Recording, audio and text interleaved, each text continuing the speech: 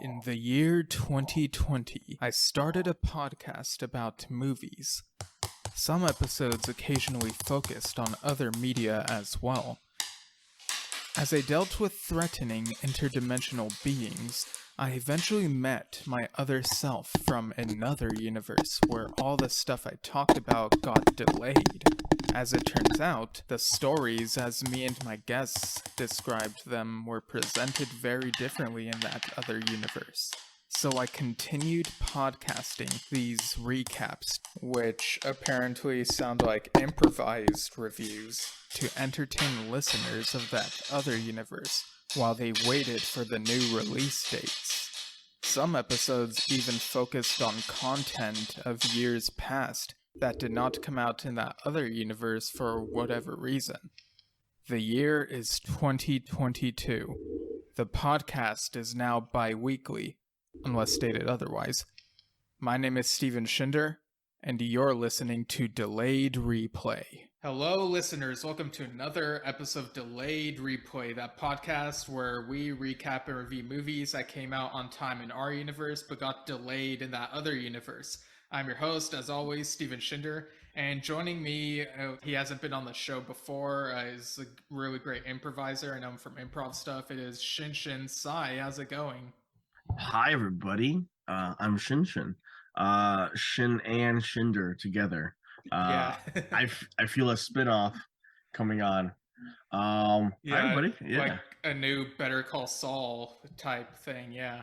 And that's I also think we would be better than Better Call Saul. Easily. Yeah. Bob Odenkirk doesn't know anything. No, that's a lie.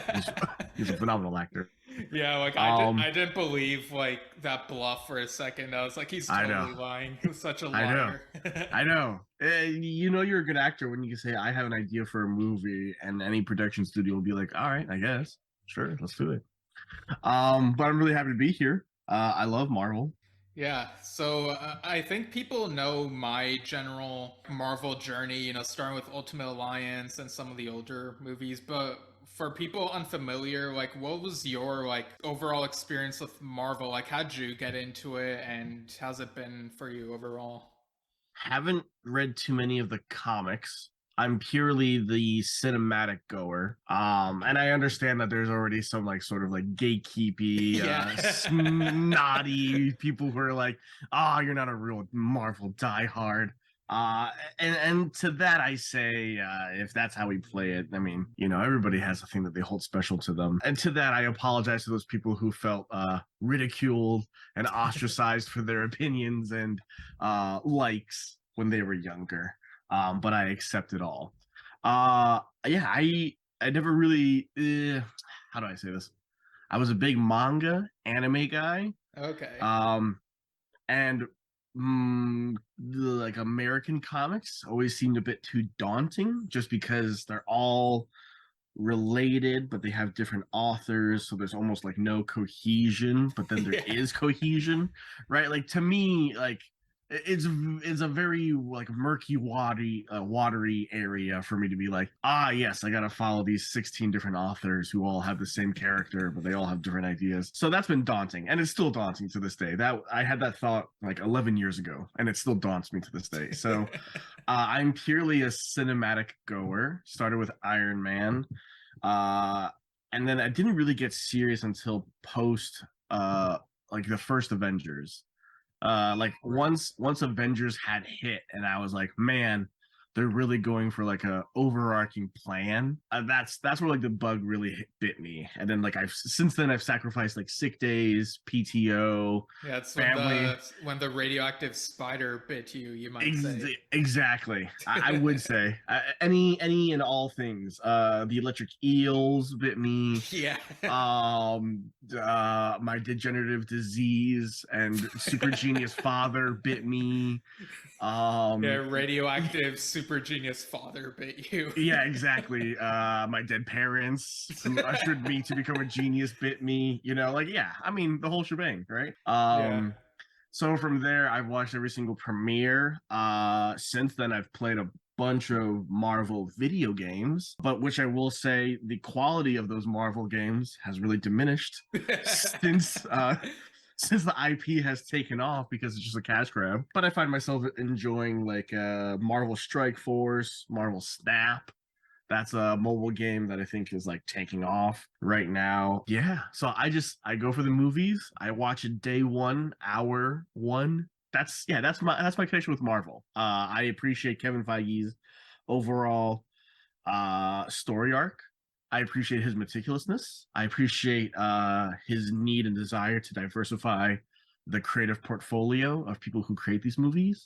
I'm a big fan of underdog stories. It's the same thing with how I have felt about Netflix, where the underdog overtook like the major, and now like almost like the major is now like barely hanging on, right? So like DC, like when you like maybe what 15 years ago, you would like ask a kid like name the first three superheroes you would think of, and they'd be like, Superman, Batman, and then you maybe would get like Spider-Man, right? Right. But for the most part, like DC had the top two spots. And now when you say like, give me your favorite superhero, it's no longer like it used to be like, oh yeah, Iron Man, Captain America, Spider-Man. But now like because of how diversified everything is, they could be everybody. Like I ask an Asian kid, they'd be like, oh yeah, Shang-Chi and Wong. So I don't know, I just appreciate that. Anyway, okay, so that's long answer to that. Short answer, yeah, I love Marvel, just not the comics. All right, I guess I would if I had the patience. Right, yeah. To be fair, like comics in general are daunting. There's so many like issues, like comic book issues, like hundreds and whatever. And like to anyone who goes through the effort of reading everything from like the very beginning to now, like good luck with that. I don't know if any of you have like caught up yet, but yeah, I sort of just pick and choose like which storyline interests me. That sounds like I might enjoy it. Sometimes it can be hit and miss, but there's like so much of it that you're bound to find something to enjoy, you know? Extremely valid, yes, extremely. But like the opposite side of the coin is like I'm missing so much, even if it's not canon, even if it's like terrible. Like I'm Yeah, still I mean, missing so they even much. have like alternate universes, so that muddies the waters as well. Exactly. So I guess that brings us to the Ant-Man movies. So what was kind of your reaction when like the first movie was announced, and then how'd you feel about that first movie and its sequel, Ant-Man and the Wasp? I love Ant-Man. I love Paul Rudd. I thought Yeah, who Marvel, doesn't? yeah, right, exactly. But like Marvel does a really good job of finding the right actor, right? Like I won't go so far as to say they find the right director for everything, but Right. I feel like they've not missed on the casting choices. And that's hats off to Sarah Finn, who does like all of the casting for Marvel. I loved Ant-Man. I thought it was just the right amount of irreverent to sort of like what the current Marvel formula was. And I really love the humor, right? So like I love that Ant-Man's kind of like equal parts smart and dumb. And I'm a huge fan of really dumb bits. And I think people are too. Like it just means like the bits have to be good, right? Like you can, if you scroll through Facebook, especially like when an Ant-Man trailer comes out, like it'll be like the guy who recaps everything, Yeah. right? And they're like, this guy should recap everything. Like that's just a bit. But the fact that like that bit was so successful that people still think about it, I love that. Because Yeah. I'm also a huge person to just think about bits. So I loved Ant-Man 1. It was a story I had literally no idea about. I saw it and I was like, nice. Now I understand Ant-Man. They fulfilled the niche of the petty cat burglar, right? And like now you Now have all the cat burglars feel well represented with this exactly movie. exactly. If you ask a cat burglar what their favorite what the first superhero they would think of, it'd be Ant-Man. See, so Yeah. Marvel really diversifies that portfolio, so everybody feels seen. Yeah, when that first movie was announced, I remember there was some skepticism. Like some people were like, really? They're making a movie about someone named Ant-Man? But I was like somewhat familiar with Ant-Man because 2006, 2007, I watched a couple animated movies called Ultimate Avengers, and they included like the original Ant-Man, Hank Pym, Mm-hmm. so because you know he was in the original Avengers lineup in the comics, so I was sort of familiar with him, and Scott Lang not so much. So like the movie was sort of my introduction to him, to Paul Rudd's character, and once I saw it, I was like, okay, I can see why they decided to make it about him and not about Hank Pym.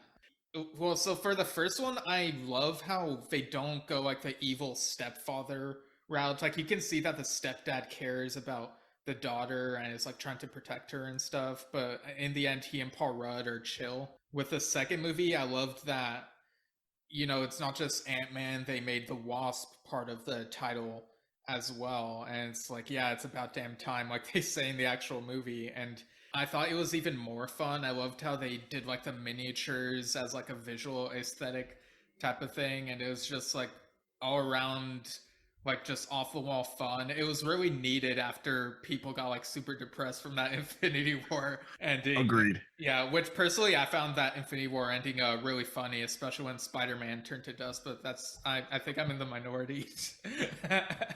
Yeah, funny, haha. Yeah. Exactly. No, that's extremely valid. What I liked and disliked about Ant-Man 2 was its story economy, and that's the best like phrase I can think of it off the top of my head.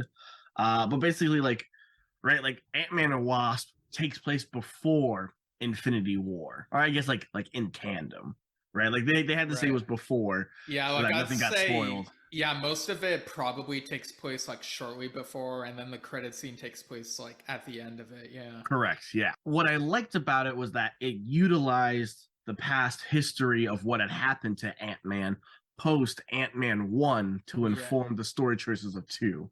But what I didn't like about Phase 3 and parts of Phase 2, and they tried to relegate this, not relegate it, they tried to correct this towards the end of 3 and like better into 4, which is like they stopped having, or they had villains who had genuinely uh good reasons to be angry and do what Yeah. they did, but then they had to do something like so off kilter of what like the character arc was that like the audience automatically was like, ah, so you're a villain. So like Ghost, right? Like Ghost, Yeah. super valid. There's between a rock and a hard place, right? She's like quantum displaced or whatever they called it, and she's in immense pain. And instead of helping her, they raised her to be an assassin. And when she finally has the chance to be healed, it's taken away from her. So obviously, I'd be a little upset too, just a little aggravated.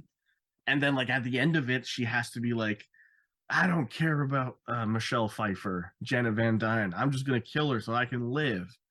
And it's just to give you like a small bit of like, Ghost is beyond redemption. And then that gives Janet Van Dyne an equally contrived but very small moment of like, don't worry, even though you tried to kill me, I'm here to save you with some quantum magic. Because there really is no explanation for what she did besides magic. And everything was okay. So that's what I didn't like about it. Um, Right. what I did like about it is that it's still fairly irreverent. And I think that's what they need to stick to, right? It's supposed to be fun, supposed to be a little dumb. The gags between miniature versus large are still great. It tickles the inane, uh, inherent, not inane, inherent like for miniatures in all of us. I guess my question to you would be, do you think Ant-Man and the Wasp added anything to the overall Marvel mythos, or was it just sort of like a placeholder that they had to have? Well, people often point to the credit scene as being the important bit, but everything up to that point, you know, it didn't really add something huge to the overall mythos, like to the whole universe, like, except maybe like some of the like quantum mechanics that kind of became important in Endgame. But I don't think every movie needs to necessarily be quote unquote important. Like, if it's entertaining and it feels like it furthers the character a bit in some way, or like introduces new characters and that makes them interesting, to watch, and I think it's done its job. Valid. So I'm gonna hunker on that second part of that sentence. Do you think it pushed anybody's character arc further, or not necessarily? Because okay, no, sorry, I'm gonna end my sentence there. I mean, looking back, maybe it was just a little bit. Like, it didn't really further the characters that much, but it's just so damn entertaining to, like, the jokes they make. And I think Agent Wu is his name, right? How, like, he and Scott Lang kind of have a rivalry slash bromance type of thing. And it was just, like, a fun, long running gag. But yeah, overall, like, it probably didn't further the characters as much as the first Ant-Man movie did. Extremely valid. I think I'm along that way too. I like that it's entertaining. I maybe it's kind of the same thing. It's the same gripe I have with them advertising Spider-Man Far From Home. So like while Endgame was like about to start its run, you know, like it just tonally feels very dissonant. Right, like Infinity War is like an almost career ending movie for a lot of people, right? Like it's really close to the end, and it has a really like intense and yet somber tone because of sort of how it ends. I don't know if there's spoiler alerts. It's like a 3-year-old movie. So I mean, it's been out for 3.5 years, and yeah, I don't know why someone would listen to an Quantumania episode without having watched everything else. So yeah, you're good. Maybe they're just real big fans of Ant-Man, and they don't care for the intricacies of the in betweens per movie. Yeah, or maybe they're looking for an Ant podcast and stumbled upon this. I don't know. Exactly. Who knows? But yeah, I question the choice of having it at the end. You know, like it like finished phase 3, or did it finish phase 3? Yeah, Far From Home was end of phase 3. Yeah. Okay, yeah. I don't know. I still question it, right? Because like it's just like you end on such an intense tone, and you're trying to leave the audience wanting more, and then what you give them is kind of like a weird, like side aperitif, before like the main thing. And like, yes, the end scene is what gives access to a big plot point in Endgame. But I don't know. It just still feels a bit shoehorned in. I guess we can get into talking about Quantumania then. Let's do it. Yeah, so Scott Lang kind of become a little bit more famous, but not quite on the scale as the other heroes. You know, some people recognize him, some don't.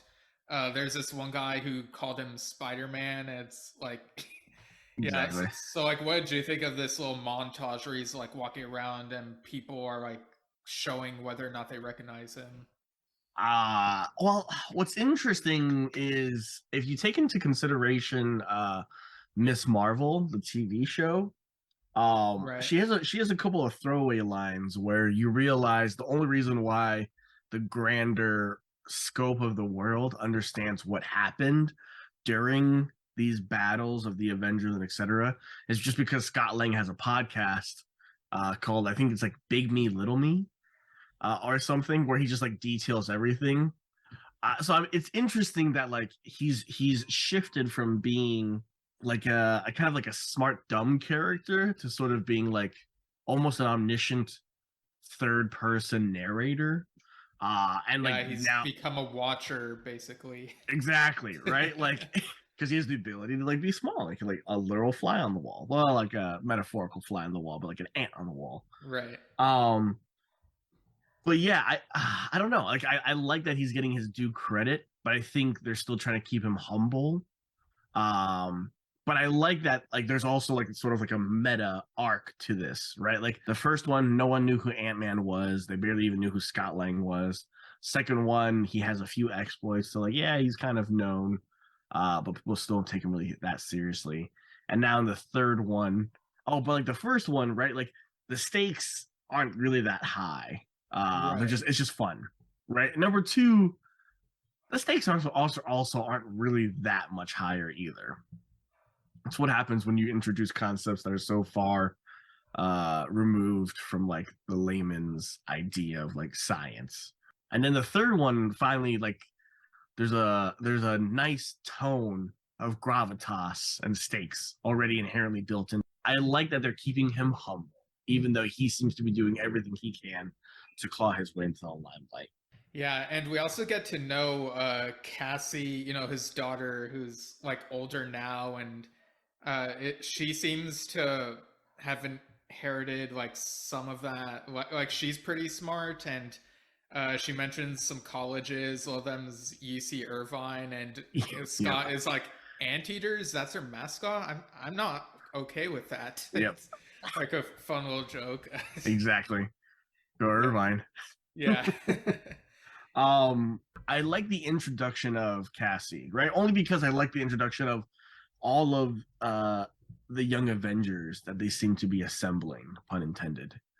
Right. So I do feel bad for the actress who got recast in Endgame. Right. Because I'm willing to bet she was like, oh, that would have been my big ticket to stardom. So I feel for her. But I do like the introduction of Cassie. Like one of the lines she says is like, people still need help, and so we created this quantum satellite device. But obviously, like when she's talking to everybody, she's talking to everybody in the room who we would associate with Cassie. You mentioned that they do have like sort of a tonal shift because they do introduce Kang in this movie. They end up in the quantum realm and Kang is there. What'd you think of Kang's portrayal here compared to like the version we saw in Loki? I kind of like how unhinged they made him.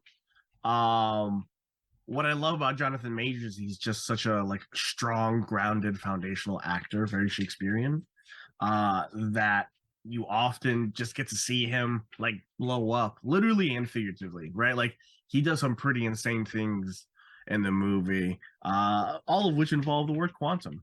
Fun fact. Yes. But I like that they're introducing multiple variants of Kang, and I'm glad that this far in we've seen that two for sure, if not the rumored like 17 that we're supposed to see already. All the Easter eggs of the other Kang variants that you would have seen in the movie. Right. Spoiler alert. So I love that they're introducing more variations of Kang. I like that this one's a little more unhinged compared to sort of the contriving, bored mastermind of He Who Remains. And it leads me to think that they're teasing other things for the other movies with his involvement. Yeah, because with He Who Remains, I'm probably in the minority, but that whole conversation they had in Loki, I thought kind of dragged on too long.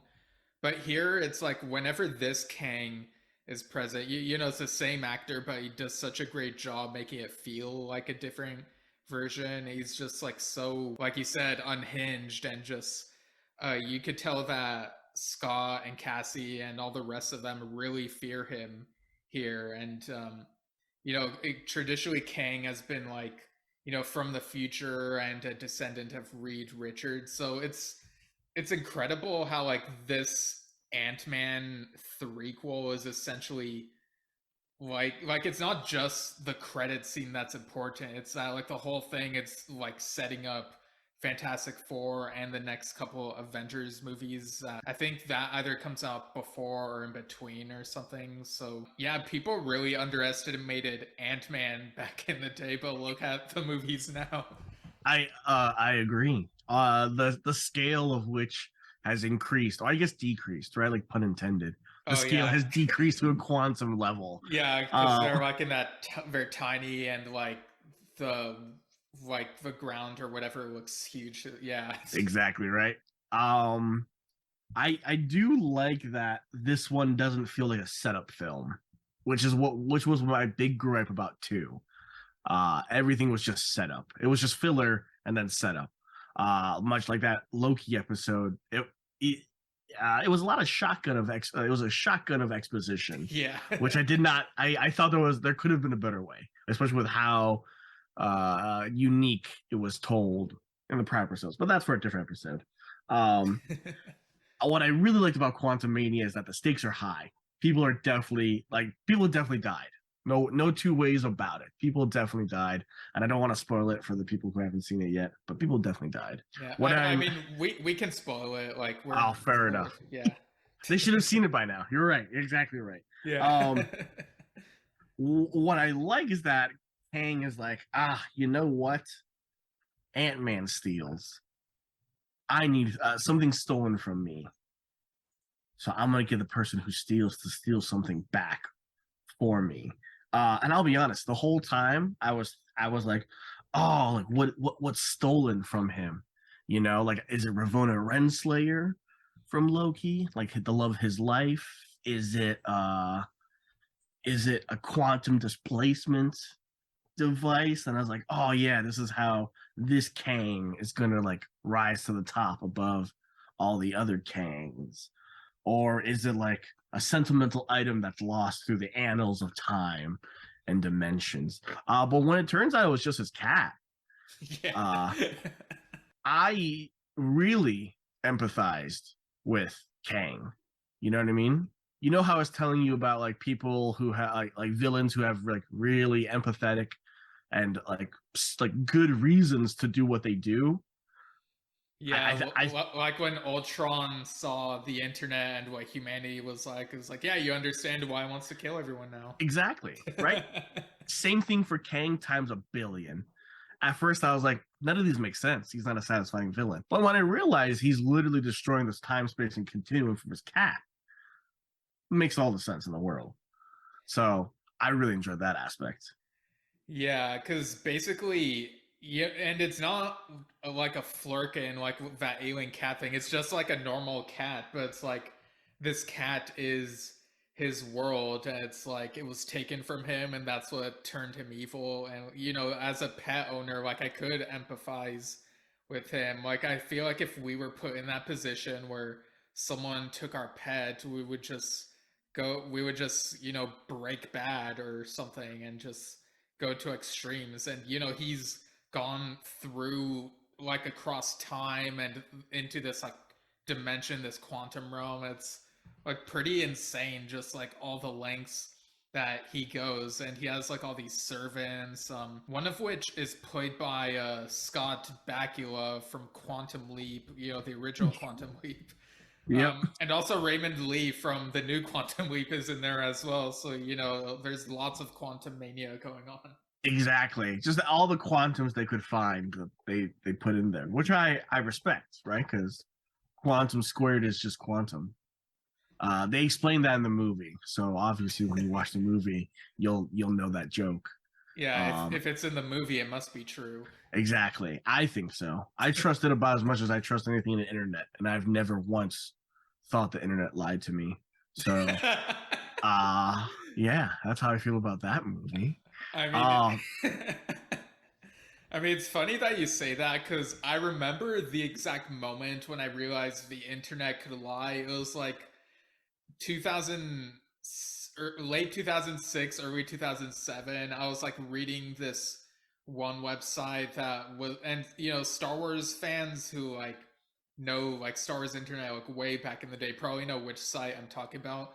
But it had like outlines for like episodes 7, 8, and 9, saying it was gonna come out like 20 in the 2020s, so later than like they actually ended up being. I was like, oh cool, there are like they're planning these movies and there are all these like interviews with George Lucas. And then later on I like read into it and I was like, wait, this is fake? Like the internet can lie? Like what? Yeah, I agree. It's a mysterious concept. Yeah. I just saw a meme tangentially reminded me. I just saw a meme. I should say a news article. The same thing. Yeah, right. I read the caption of a news article that said George Lucas is directing a sequel to Rogue One that'll release March 25th, 1978. May 25th, 1977. But exactly. Thank you. That's right. Thank you. Yeah, I don't know why I have this useless info like in my brain just at the ready, but yeah. Not useless. It was there to correct me, and now the audience has not been lied to. Right, yeah, we're the part of the internet that doesn't lie. We're saying what actually happened in this movie we actually saw. That's exactly right.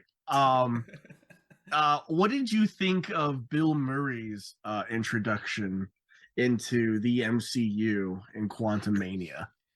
Right. So, first off, I should say that, in that other universe, I know there's like problematic stuff with Bill Murray and maybe like some other actors, but over in this universe, like things are different. So, but here, I thought it was a weird choice that he ended up being the cat burglar, the burglar who stole the cat from Kang. And he was like, his reasoning for it was like, I feel like I was a cat in a past life, and also I hate Mondays. And like, it's like, okay, just low Garfield reference. Okay, whatever. Right, exactly. When he was eating lasagna the first time you meet him, I thought that was a really brilliant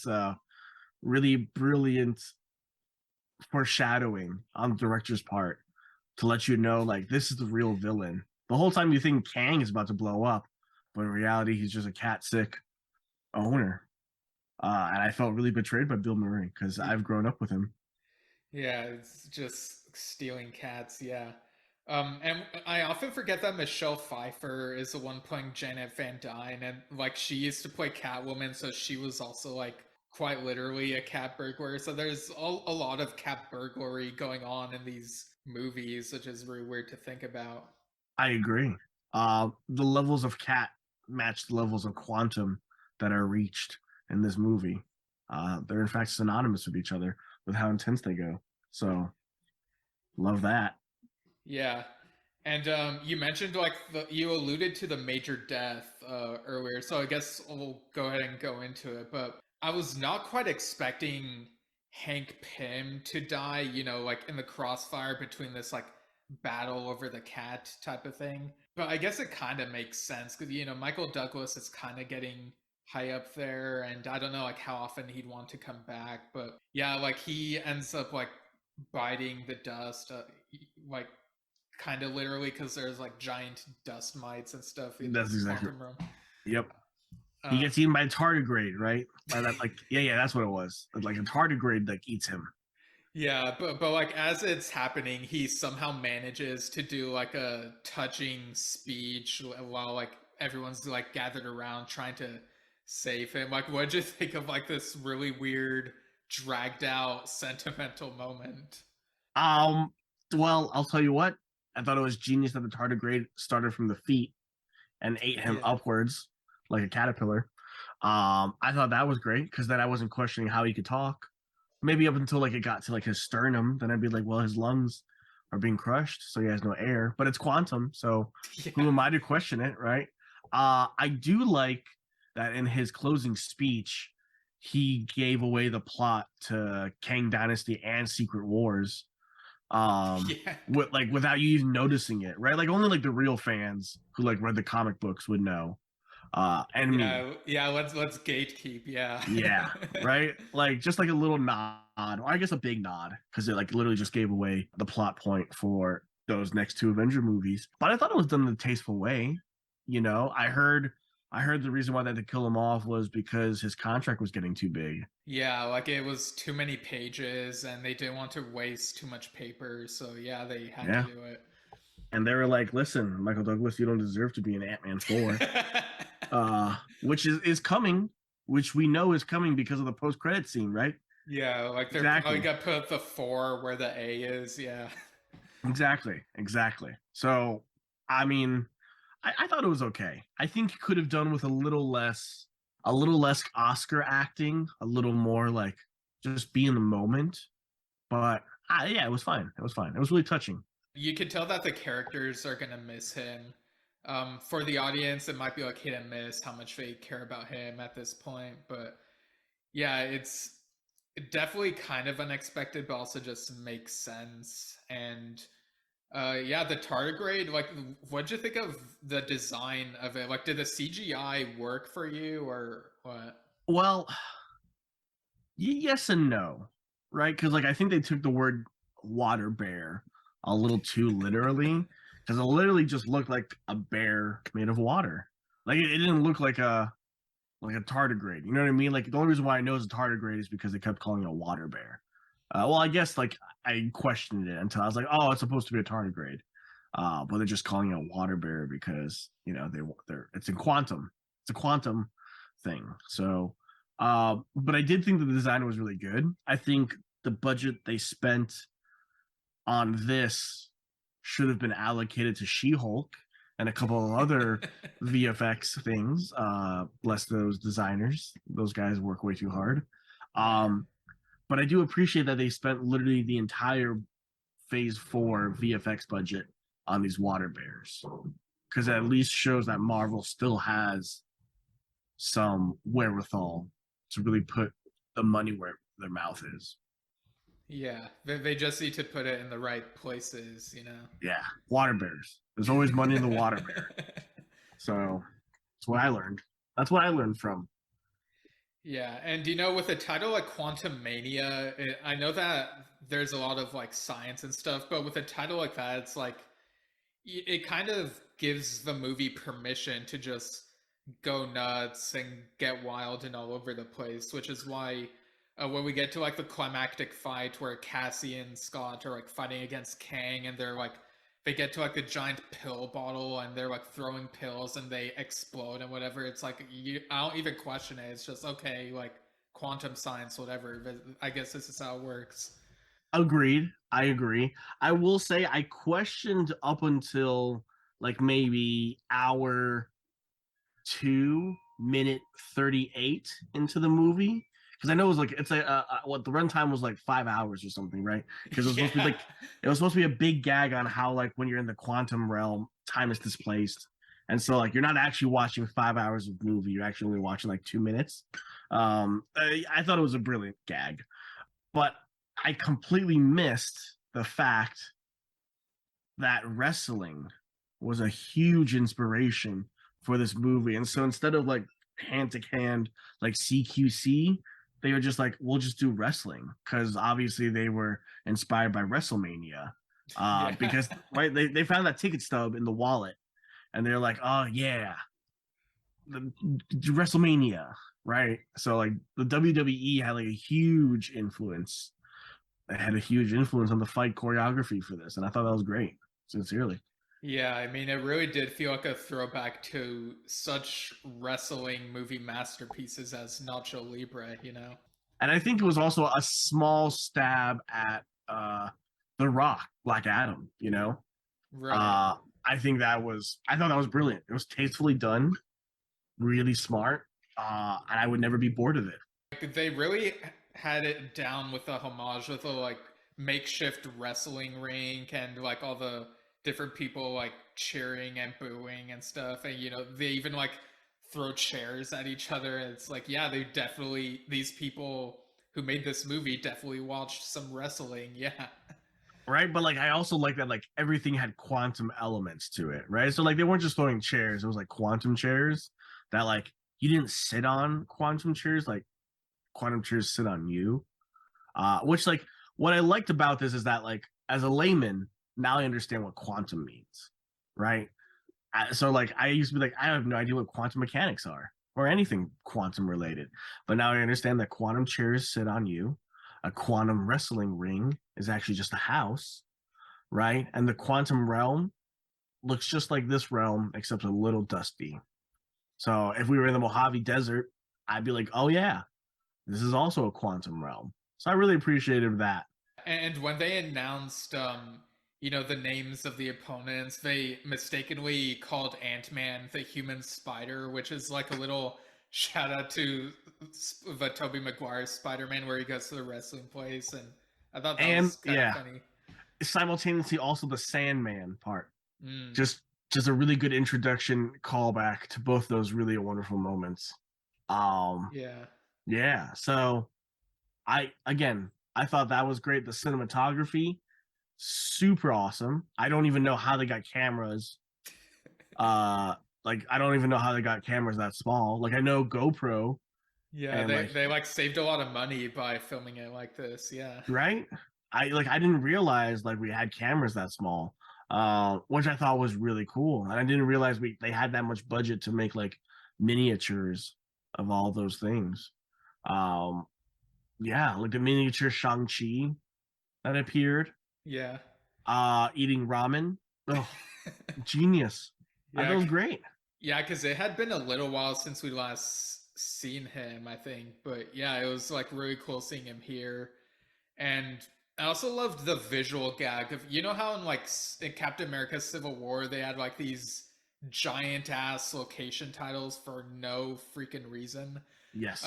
Here, whenever they go to a different location in the quantum realm, it would show like what the place is in giant letters, but then it would shrink down to like tiny letters, you know, because of the whole like growing and shrinking thing. So I thought Exactly. that was clever.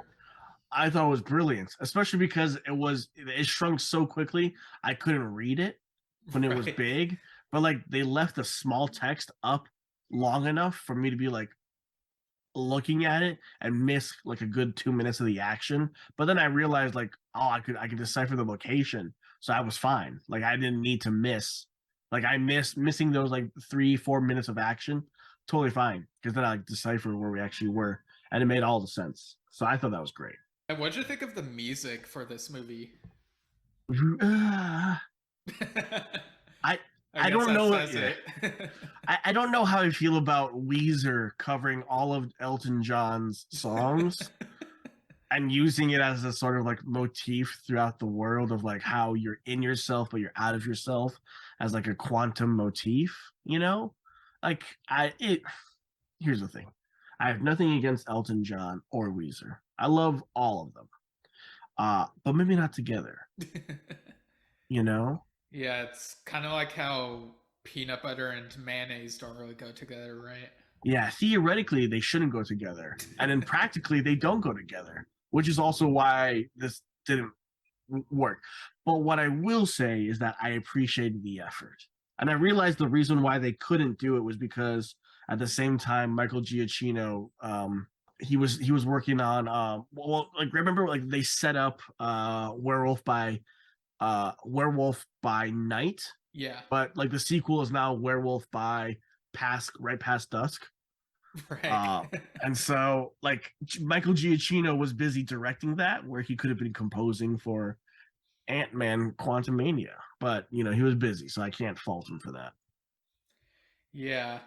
The music, yeah, I wasn't really that into it either. I mean, when that first trailer came out a while back with Goodbye Yellow Brick Road, it's like, you know, on its own, it's a good song, but I'm really tired of these comic book movies using popular 70s songs for their trailers. It's like just let the trailer speak for itself with its own music. Like Agree. you don't have to like be like psychologically manipulative about this. Yeah, I agree. I'm also I like that rehashing of the Wizard of Oz. And I think it was really cool that towards the end of the movie you realize that the person behind the curtain wasn't actually Kang the whole time, right? Like you think it's like the Kang the Conqueror who's like pulling the strings, but obviously he isn't because he's just trying to get the cat. And we think it's Bill Murray because he stole the cat, but in fact, it's actually Iron Man. Yeah, like this is an Iron Man from some alternate timeline. And yeah, what'd you think of the casting choice for this Iron Man?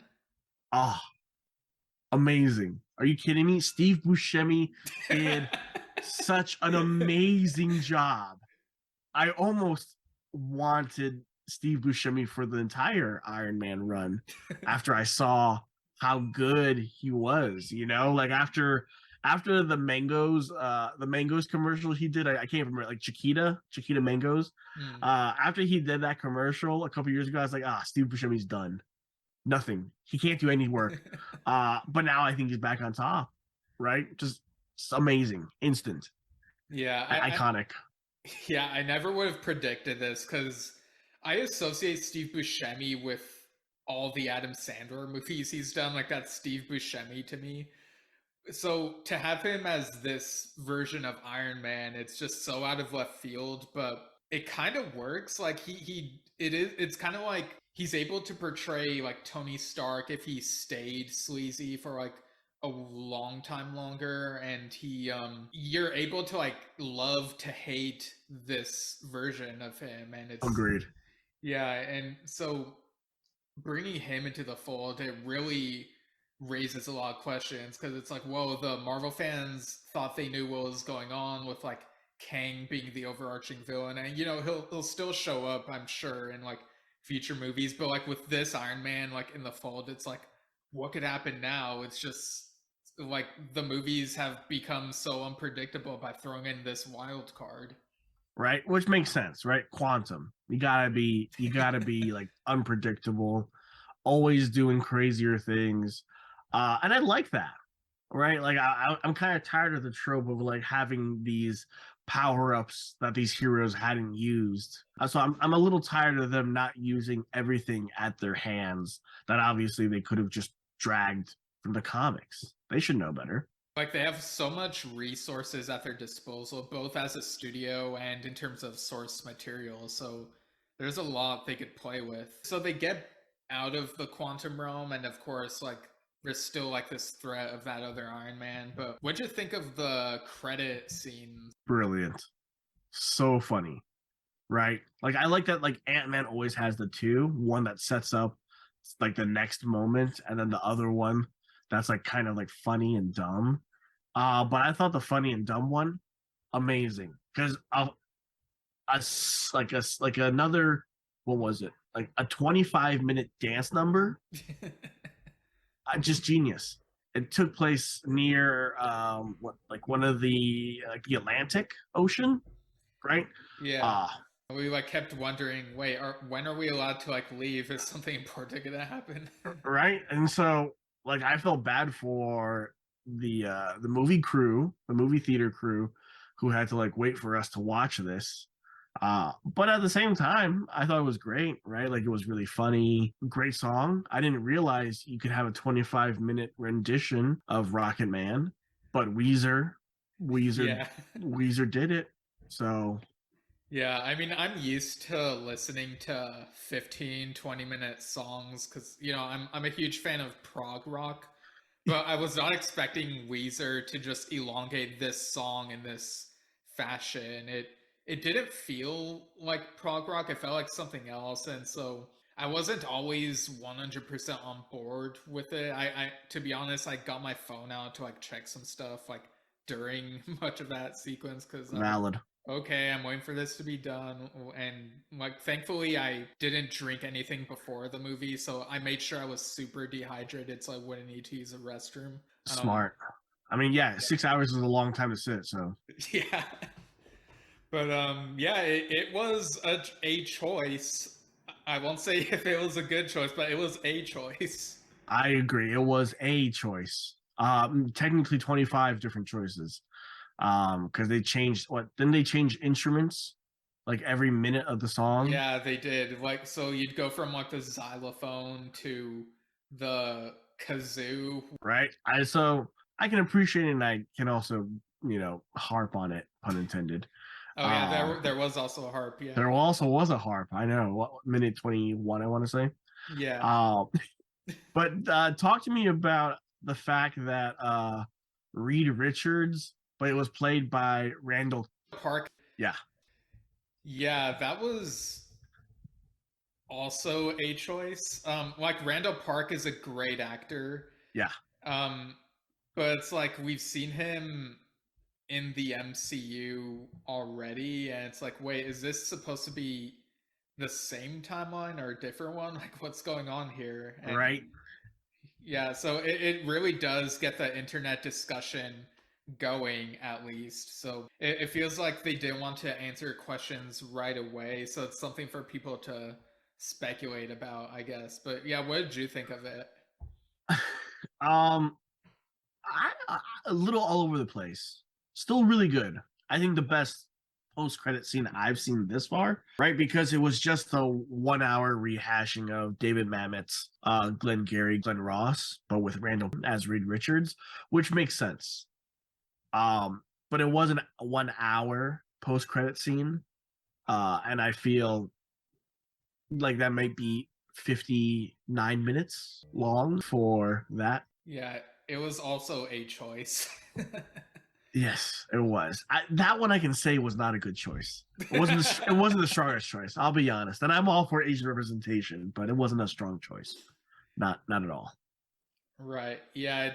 Like, I guess we'll have to see like what they do in the Fantastic Four movie, because it kind of feels like they're every now and then they're like dipping their toe into, okay, what's the Fantastic Four gonna look like, and then we don't really get these solid answers right away, really. So it's like they're really waiting until the actual movie before we actually know, and maybe even then they'll like play around with stuff and be like, oh, look at all these different timelines and stuff, you don't know which one is gonna be the one, right? So I'm excited, but I'm reserved, right? Because I don't know how many more 6 hour, 5 hour movies I can take from Marvel. Yeah, like Phase 5, Phase 6. So. Yeah, right. Because like I think they're upping the hour to match the phase, which is why like the first couple of phases were like super short, like tight, concise. Yeah. But now they're really trying to make them epics. Yeah, and it kind of feels like they're trying to make these movies like about the runtime of a Disney Plus miniseries now, to start blurring the lines. Yeah. And of course, we also get the text at the end that says Ant-Man will return, ... in Ant-Man 4 and some other movies before then. And so, yeah, very, very clearly telling us that there will be an Ant-Man 4. That might be like a working title, I'm guessing, but like, you gotta wonder, like, you know, Ant-Man and the Wasp Quantumania is such a long title, like, what could they title the next one, you know? Well, I thought what was so interesting was that one of those was Ant-Man and the Wasp will return in the Teletubbies. So it seems like Disney is trying to like even further cross integrate like into like other like realms, right? Obviously, like the quantum realm, but like into like different shows. So like I'm curious to see what the Ant-Man and Wasp take of the Teletubbies is, because if they're gonna name it out like that, I assume the deal's already well underway, if not completed. Yeah, I mean, Disney has all the money, so they could work out a deal for all these crossovers like they've done with Sony. And the way that cinema's been going, at least in this universe, with all these weird crossovers, it's like, yeah, it doesn't really faze me anymore, pun intended. That there are all these weird ass crossovers going on, and everyone's just embracing them, I guess. So yeah, it'll be strange to see where all of this goes. But like, I guess, Doctor Strange, you mean, right? Like how Ant-Man and Doctor Strange are gonna see. Yeah, that's valid.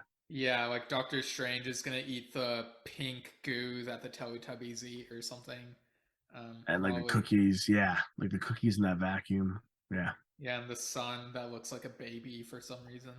Well, because the baby's in the quantum realm, it makes sense why it's been a baby for 7,000 billion years. So makes sense. I mean, the baby's probably related to Paul Rudd, just doesn't age. That's exactly right. Yep. Yeah, I mean, it's funny. Endgame pretty much explained why Paul Rudd doesn't age, because of like the whole time thing. Yeah. Displacement. Yep. I know. Let me tell you, if I could go through that a couple rounds, I would also not be unhappy. So. Right. So I guess we could go into final thoughts. So what are your final thoughts and score out of 10 and unit of measurement for that score for Ant-Man and the Wasp Quantumania? I would give it, out of 17 quantum leaps, I would give it a solid 45. Right. And it makes sense if you watch, like when you watch the movie, it makes sense. Right, because it explains the whole math element to quantum. But like that's what I would say. Like it's an in gag, sure, but like I think that's an honorable, like fair score. It's a decent assessment. Right, yeah. On the surface, it might sound like a super high score, but for those who've seen the movie and dissected it, they'll like know why he chose that score. Yeah. Yeah, right. I think so. What about you? Um, I'm going a bit simpler, a bit smaller, you might say. Sure. So still out of 10, like I usually do. I think I'll give this one a 7 out of 10 tardigrades. Like it was entertaining in places, much like the previous two movies. But there were like some weird choices, like the runtime and all these like things that dragged out that we talked about that just make me go, I'm not sure if that was like really needed. But like the concepts introduced and the gags that they do were just enough to not make it go below a 7 to me. So overall, kind of average, I guess. But Valid. yeah, it's 7 out of 10 for me. And Not bad. yeah. Let's sum your thoughts into one like concise sentence. Ant-Man and the Wasp Quantumania was a different type of movie while also showing some of the same. Period. All right, not bad. Mine would be if you don't get it, then so that's how I feel Yeah, about it. just continue to gatekeep. Yeah. Yeah. And So anyone who hates on this movie, their opinion doesn't matter. Yeah. I think, right? I haven't read the comics. My opinion is extremely valid. It's distilled and unmarred by years of quaffling. So yeah. Right. Yeah, but I guess that'll do it. Thanks for joining me on this episode, Shinshin. Do you have anything to plug, or even just like something you recommend people watch or read or whatever? Definitely Quantum Mechanics by Stephen Hawking. It'll make this movie 1,000 times easier to digest. It's a quick read because you can read it just like eating like dinner, and that's like a short dinner, not like a 12-course prefix like menu. Just something like a Denny's. Yeah, you could That's finish it quicker than it would take to watch this movie. honestly, I think so. I mean, that's my big plug. Read that. That's it's a little it drags a little at the end, but I mean every good thing does. You know, so that's what I would plug. That's me. Oh, and Febreze. Febreze is great. Yeah, no, that's the other thing. Actually, that's great. I love Febreze. That's not even they didn't even pay me for that. I really like Febreze. Yeah, that's fair. It makes things less smelly and whatnot. Yeah, no. Well, what it does is it has odor capture technology trademarked. What it does is when you spray it, right? Like the little bubbles that come out of the spray, it looks like drops, but it's actually tiny bubbles. They find the individual cells of stinkiness and they encapsulate it in these bubbles, and then they pop, and then they're gone. Yeah, no. So it's called odor capturing technology. It's by Febreze. All right, yeah, that's fair. Yeah. Well, thank you so much for having me on here. Yeah, for sure. And as usual, I'll insert my own plugs in post because I might forget something. So if the transition doesn't seem seamless, people know why.